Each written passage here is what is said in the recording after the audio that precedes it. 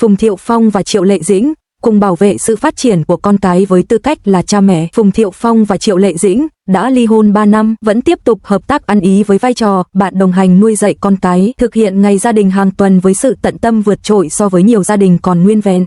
Họ không cố gắng hòa giải hay nuôi dưỡng lòng oán hận, thay vào đó, họ kéo dài tuổi thọ của mối quan hệ gia đình thông qua việc cùng nhau nuôi dạy con cái sau khi mối quan hệ tình cảm kết thúc. Cách tiếp cận sáng suốt này để nuôi dưỡng con cái giữa đống đổ nát của cuộc hôn nhân là hình thức dịu dàng bền vững nhất. Khi hợp đồng tình yêu hết hạn, họ thay thế hôn nhân bằng một giao ước nuôi dạy con cái. Có lẽ đây là một câu trả lời khác cho một mối quan hệ trường. Hôm qua, họ lại xuất hiện ở nơi bình thường nhưng quan trọng nhất, trường học của con trai, không có đèn nhấp nháy, không có sự sắp đặt có chủ đích. Phùng Thiệu Phong và Triệu Lệ Dĩnh đi xuyên qua đám đông phụ huynh đón con và tự nhiên đứng cạnh nhau. Phùng Thiệu Phong ngồi xổm xuống, ánh mắt ngang tầm mắt đứa trẻ, lắng nghe chăm chú. Triệu Lệ Dĩnh đứng bên cạnh anh, khẽ gật đầu. Suốt cả đoạn hội thoại, trọng tâm chỉ xoay quanh hình ảnh nhỏ bé ấy. Cảnh tượng này được máy quay ghi lại, nhưng lại mang cảm giác rất bình thường, khác hẳn với những bản tin giải trí thông thường. Đã 3 năm kể từ khi họ ly hôn, điều thú vị là họ gặp nhau thường xuyên hơn vì con cái so với nhiều gia đình hoàn chỉnh. Bề ngoài hòa thuận, họ không còn là bạn đời, nhưng vai trò của họ rõ ràng hơn, người chăm sóc chính cho con. Giống như thế nào? Giống như một cặp cộng sự phối hợp hoàn hảo trong một dự án. Đúng vậy, cộng sự, tôi đoán họ có một lịch trình rõ ràng, ai đón con, ai đưa con đến trường, ai chịu trách nhiệm về thời gian cuối tuần bên gia đình. Tiến độ được đồng bộ hóa, thông tin minh bạch. Một chuyên gia về nuôi dạy con cái từng nhận xét họ đã biến hợp đồng hôn nhân thành giao ước nuôi dạy con cái. Sự chuyển đổi này thật tuyệt vời, bạn thấy đấy, chúng ta đã chứng kiến quá nhiều drama chia tay của người nổi tiếng, xé nát nhau, ném bùn vào nhau, tranh giành quyền nuôi con biến thành chiến tranh truyền thông, đầy dẫy căng thẳng kịch tính, nhưng chỉ để lại sự tàn phá. Nhưng trong câu chuyện của họ, tất cả những drama đó đều không có. Thay vào đó, họ có một ngày gia đình hàng tuần, không hề thay đổi. Tình yêu có thể phai nhạt và thay đổi, nhưng tình thân sinh ra từ cuộc sống chung sẽ bền chặt hơn nhiều. Họ không để kết quả ly hôn phủ nhận tình thân trong quá khứ. Thay vào đó, họ xây dựng lại mối quan hệ thông qua việc cùng nhau nuôi dạy con cái. Đây là một trách nhiệm cao hơn đối với con cái và đối với quá khứ mà họ đã cùng nhau chia sẻ. Điều này làm tôi nhớ đến một đoạn video khác được bàn tán rộng rãi. Bên ngoài phim trường ở Hành Điền, hai người ngồi xổm bên vệ đường cùng nhau uống trà sữa bằng ống hút, không nhìn nhau, không nói chuyện, họ chỉ đơn giản là uống xong và chia tay. Chỉ trong 30 giây, video đã thu hút hơn 300 triệu lượt xem. Mọi người thốt lên, họ có quay lại với nhau không?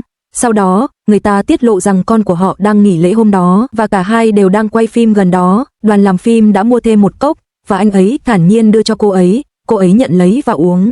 Giống như chia sẻ đồ ăn vặt với đồng nghiệp, giống như mượn một thìa kẹo của hàng xóm.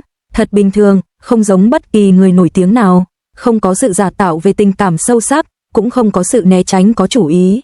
Trà sữa, vật dụng ngọt ngào, mang tính biểu tượng, khi nằm trong tay họ đã bị tước bỏ mọi tưởng tượng lãng mạn, chỉ còn lại những khoảnh khắc đời thường giản dị nhất, một ngụm khi khát.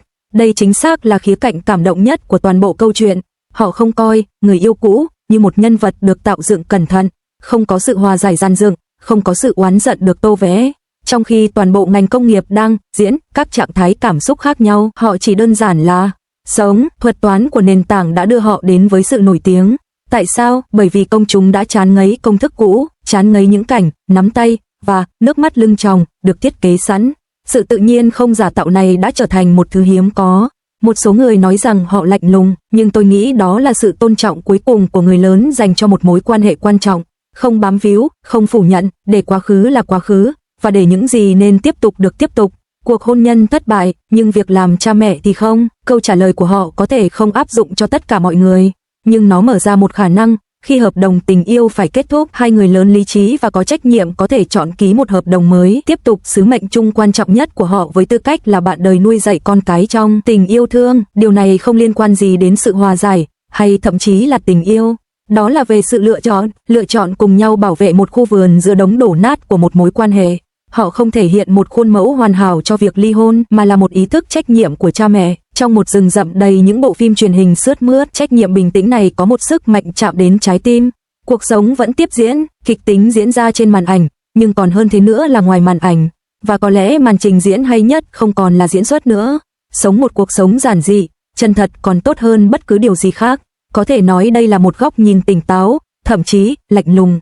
Trong vòng 24 giờ, truyền thông nhà nước đã nhắc đến Triệu Lệ Dĩnh 3 lần, chứng tỏ rằng Phong Thiệu Phong quả thực đã nói trúng trọng tâm vấn đề. Khuôn mặt tròn không thể đóng vai chính sao? Thực tế là đã có người nói như vậy. Trước đây, sự nghiệp của Triệu Lệ Dĩnh suýt bị hủy hoại bởi một lời chỉ trích duy nhất. Nhưng hãy nhìn cô ấy bây giờ, các phương tiện truyền thông chính thức uy tín đã lên tiếng ủng hộ cô ấy, một cú hích 3 chiều, sự ủng hộ như vậy không phải ai cũng có được, phải không? Điều đáng chú ý là những người từng bi quan giờ nghĩ gì về cô ấy. Hãy đi thẳng vào vấn đề gây chú ý nhất, chỉ trong một ngày, Thông tấn xã Tân Hoa Xã, tin tức CCTV và giải trí CCTV 3 phương tiện truyền thông chính thức đã liên tiếp giới thiệu bộ phim truyền hình mới, Thị trấn nhỏ, sự kiện lớn, tập trung trực tiếp vào nữ diễn viên chính cái tên quen thuộc nhưng gây tranh cãi, Triệu Lệ Dĩnh. Động thái này khiến người ta tự hỏi, ngành giải trí có thực sự thay đổi? Bạn biết đấy, trong khi ngành giải trí thường rất sôi động thì sự ủng hộ tập trung như vậy từ các phương tiện truyền thông nhà nước thực sự rất hiếm. Cư dân mạng cũng đang bàn tán, từ khi nào mà các diễn viên bình dân lại được săn đón đến vậy? Tất nhiên, mỗi người đều có câu chuyện của riêng mình. Ví dụ, bình luận thế giới của cô ấy chỉ xoay quanh diễn xuất, được cho là xuất phát từ chồng cũ của cô ấy. Đúng vậy, chính là Phùng Thiệu Phong, tay chơi khét tiếng mà ai cũng biết. Khi đó, thông báo kết hôn bất ngờ của họ trên Weibo đã gây xôn xao trên mạng. Một người là Triệu Lệ Dĩnh nghiện công việc, người kia là chuyên gia hẹn hò. Sự kết hợp này tưởng chừng vô cùng mới mẻ. Nhưng chuyện gì đã xảy ra? 3 năm sau, họ đường ai nấy đi, để lại vô số lời đồn đoán và bàn tán. Tin đồn lan truyền về việc anh ta hẹn hò với các nữ diễn viên, thậm chí người tình tiềm năng mới của anh ta cũng được tiết lộ là một nữ diễn viên tài năng, nhưng cuối cùng, tất cả đều không đi đến đâu. Sau ly hôn, anh ta tiếp tục con đường cũ, trong khi Triệu Lệ Dĩnh lặng lẽ chuyển hướng. Nếu bạn nghĩ rằng cô ấy chỉ dựa vào chuyện tình cảm để thành công trong ngành giải trí, bạn đã đánh giá thấp cô ấy. Cô ấy đã dốc toàn lực vào sự nghiệp và thành công của cô ấy thật phi thường. Những bộ phim truyền hình ăn khách như Sao Hạnh Phúc Vạn Nhà Sao và Sao Gió Nửa Hè Sao nối tiếp nhau, rồi đến những bộ phim điện ảnh như Sao 20 năm Sao và Sao Trái Tim Kiều Yên Sao, dường như cô ấy đang có một nhịp độ không ngừng nghỉ. Những thành tựu này đã đủ ấn tượng, nhưng điều đáng chú ý hơn nữa là lập trường kiên định của cô ấy trước những lời chỉ trích khác nhau. Còn nhớ khi các tay săn ảnh chụp được đạo diễn Midi Z xuất hiện bên ngoài tòa nhà chung cư của mình với một thẻ ra vào, làm dấy lên suy đoán về việc công khai mối quan hệ. Dư luận gần như vượt khỏi tầm kiểm soát, ai đã bước ra và thẳng thắn đáp trả, vâng, đó chính là câu trả lời nhanh chóng và dứt khoát thường thấy của cô ấy. Được rồi, các người đùa à, dập tắt hiệu quả những tin đồn và khiến vô số cư dân mạng cảm thấy hài lòng. Nhưng chính sự nghiệp mới thực sự mang lại cho cô ấy sự tôn trọng. Năm nay, cô ấy là nhân vật chính trong cả lễ trao giải Tencent Video All Star Award và đêm Weibo. Phải chăng chỉ là may mắn mà cô ấy đã làm được điều đó một lần? Việc chia sẻ sân khấu với các diễn viên hàng đầu như Tang Wei, Hoàng Xiaoming và Xiao Chan tại lễ bế mạc đã dễ dàng khẳng định vị thế vượt trội của cô ấy.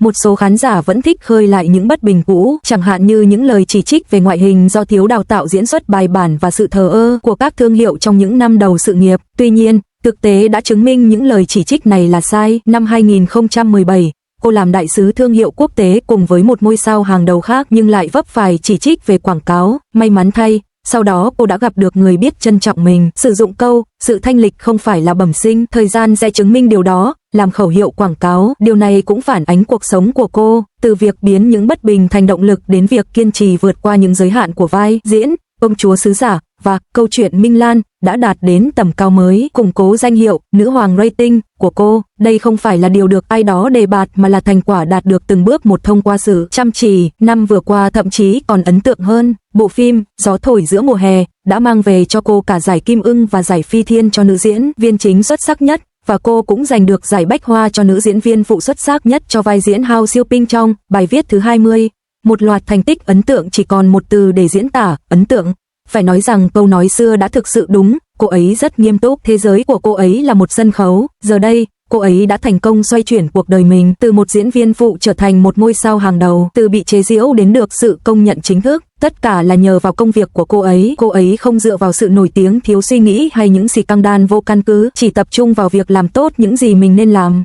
Bạn có muốn vỗ tay tán thưởng con đường này không? Tin tức mới nhất là trailer của bộ phim truyền hình mới, Thị trấn nhỏ, sự kiện lớn, đã gây được tiếng vang lớn, không chỉ sở hữu đội ngũ sản xuất hùng hậu, đạo diễn Tôn Hảo từng đạo diễn, Niềm Vui Đời, biên kịch viên Khắc Bình viết, Như Dòng Sông, và còn hợp tác với Hoàng Hiểu Minh, mà điều đáng chú ý hơn cả là bộ phim đồng thời nhận được sự ủng hộ và quảng bá từ 3 kênh truyền thông nhà nước lớn. Cùng một ngày, nhiều nền tảng đồng loạt đề cử bộ phim, điều này có thể được hiểu là hoàn toàn rũ bỏ mác phim bình dân và vươn lên trở thành một thế lực được ngành công nghiệp điện ảnh công nhận. Nhiều cư dân mạng phân tích rằng sự ủng hộ này không chỉ cho thấy nội dung đáp ứng tiêu chuẩn chính thống, mà còn cho thấy sự nổi tiếng toàn quốc và năng lực chuyên môn của diễn viên chính đã đạt đến một chuẩn mực. Từ giờ trở đi, khi xem phim truyền hình trong nước, tôi sẽ chỉ tin tưởng vào thương hiệu này, là một trong những bình luận ngày càng nhiều. Dù thích hay không, bạn cũng phải thừa nhận rằng ngành giải trí ngày nay không còn là nơi mà chỉ ngoại hình hay nguồn lực mới đảm bảo thành công. Người thực sự tập trung vào diễn xuất và không dựa vào xì căng đan để thu hút sự chú ý sẽ dần dần giành được vị trí quan trọng nhất. Vậy nên,